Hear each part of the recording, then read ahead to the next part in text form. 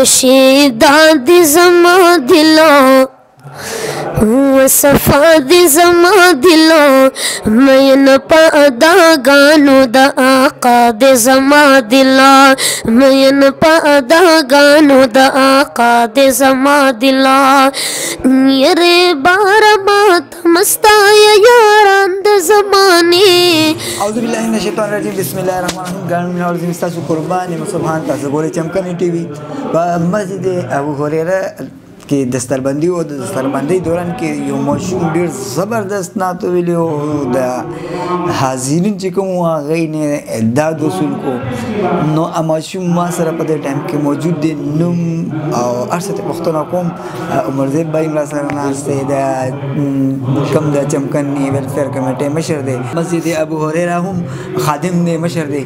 د ماشوم نه پوښتنه کوو جی بیٹه السلام علیکم. وعلیکم السلام ورحمۃ اللہ. مسعود احمد جی. مسعود احمد درته وایي چې د کوم ځای؟ موږ د یکتوت پېښور کې یکتوت یو. یکتوت کې کوم ځای؟ پنجکټي چوک محله حبیب آباد. ها ماشاءالله ماشاءالله. سبق وی؟ جی جی. سیم کې سبق وی؟ سکول کې جی لسم کې مور حفظ مې کړی دی جو اوس د ورکوم. او ماشاءالله ماشاءالله یا زبردست. الله ښه درته وایي د دې نعت دغه څنګه پیدا شو؟ شوق دې څنګه پیدا شو؟ دا جی وړوکوالي نه بس مور او پلار راته دا دغه راکولو جی موبایل کې به راته لګول. خو بس بیا هلته یو موږ خواته وړوکی سکول دی جی هغې نه زه مخکې شوی یم بس او یو وړوکی جومات هم ایو په هماله پریکټس به یې راکولو بس هغې نه مخکې شوم. ښه درته ووایه چې د پلار دې څه کار کوي؟ پلار مې جی ټیکهدار دی دفتر کې سرکاري. او جی بس مشرې ورور مې جی هلته ځي. ښه او کور کې دیني ماحول دی د خیره سره؟ الحمدلله ټول ورونه جی حافظان دي علم کوي. او جی بس ټول ماشاءالله کورنۍ مور مې معلمه ده جی. او ماشاءالله ماشاءالله ماشاءالله ډېر زبردست. ناظرین د دغه شانتې دیني ماحول نه بیا همدغه شانته خسته خسته ګلالي او د اسلام سره زړه چې کوم د دین سره مینه کوي بیا همدغه شانتې ماشومان د دغه کورنونو پیدا کېږي. بیټه دا راته ووایه چې تر اوسه پورې د څومره مودې راسې د نعتګویي کې؟ د جی د دې خو ډېر وخت شو بس یو 15 کال کېږي د پروګراماتو ته ځم. خو ماشاءالله اوس دا یو کال شو زموږ خپل حضرت صاحب دی جی هغوی ډېر غټ دغې راباندې کړی بس نظر راباندې ساتي. ښه درته ته کوم کوم علاقو ته تللی پروګرامونه؟ موږ خو ډېر لرې لرې مو خو پله والي صاحب هم نه پرېږدي ډېر. او ورکوټ علاقه؟ او جی بالکل مانسیرې ته سوات ته دیر ته دې ځایونو ته ځو مردان ته جی.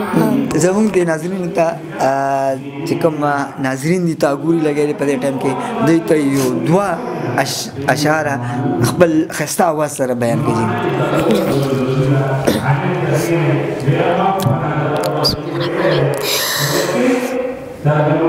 یشیدا دی زما دلو و صفا دی زما دلو مین پا اداگانو دا آقا دی زما دلا مین پا اداگانو دا آقا دی زما دلا یری بار مات مستای یاران د زمانی یا زما پزړ کې اوسې تل جانان د مدینه بس مینې محبت لر پیدا د زما دلا شیدا د زما دل ربا صفا د زما دلو مین په اداګانو د آقا د زما دلا.